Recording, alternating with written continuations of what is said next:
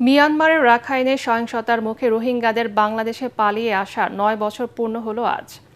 এখন পর্যন্ত একজন রোহিঙ্গাকেও মিয়ানমারে ফেরত পাঠানো সম্ভব হয়নি। কক্সবাজার, উখিয়া, টেকনাফের ৩৩টি ক্যাম্পে কয়েক দফায় আশ্রয় নেওয়া ১২ লাখেরও বেশি রোহিঙ্গাকে ফেরাতে বিভিন্ন সময় উদ্যোগ নেওয়া হলেও আলোর মুখ দেখেনি একটিও। এমনকি খোদ জাতিসংঘের মহাসচিব বাংলাদেশে আসলেও হয়নি কোনো সমাধান। কক্সবাজার প্রতিনিধি মোয়াজ্জেম হোসেন শাকিলের পাঠানো তথ্যচিত্রে আরও জানাচ্ছেন তৌহিদুর রহমান নিশান।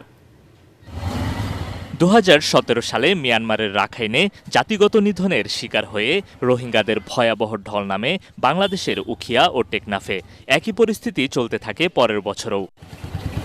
২০২৫ সালে আবারও প্রায় ১.৫ লাখ রোহিঙ্গার অনুপ্রবেশ ঘটে। সব মিলিয়ে রোহিঙ্গা ক্যাম্পগুলোতে বসবাস করছে ১২ লাখেরও বেশি রোহিঙ্গা। তবে নাগরিকত্ব, নিরাপত্তা, নিজস্ব ভূমি ও অধিকার নিশ্চিত হলে মিয়ানমারে ফিরতে চান তারা। বাংলাদেশের মিয়ানমার আর থাক নয় আর দেশের মাঝে আরা যাই বললে স্যার আর দেশ দইলে আর সেফটি সিকিউরিটি ডিগনিটি ইন্ডো যদি দেশ দইলে আর দেশের মাঝে আরা যাই। রোহিঙ্গা প্রত্যাবাসন বিলম্বিত হওয়ায় ক্যাম্পে দিন দিন বেড়ে চলেছে মাদক, অপহরণ, চাঁদাবাজি ও খুনের ঘটনা। দীর্ঘদিন রোহিঙ্গাদের অবস্থানের কারণে স্থানীয়দের জীবন জীবিকা, পরিবেশ ও নিরাপত্তাতেও প্রভাব পড়ছে বলে দাবি স্থানীয় জনপ্রতিনিধিদের। এখানে আইনশৃঙ্খলার মারাত্মক একটা অবনতি হয়েছে।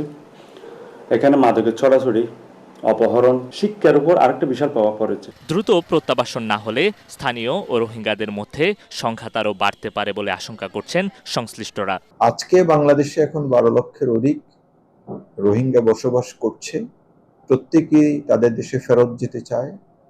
মিয়ানমার যত তাড়াতাড়ি ফেরত নেয়ার প্রস্তুতি গ্রহণ করতে পারবে, পরিস্থিতি তৈরি করতে পারে, ততই সবার জন্য মঙ্গলজনক। দীর্ঘ ৯ বছরেও প্রত্যাবাসনের সুনির্দিষ্ট পথ খোলা না থাকায় উদ্বেগ বাড়ছে স্থানীয় ও রোহিঙ্গাদের মাঝে।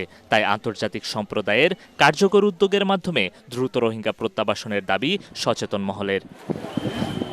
Bureau report, ATN Bangla.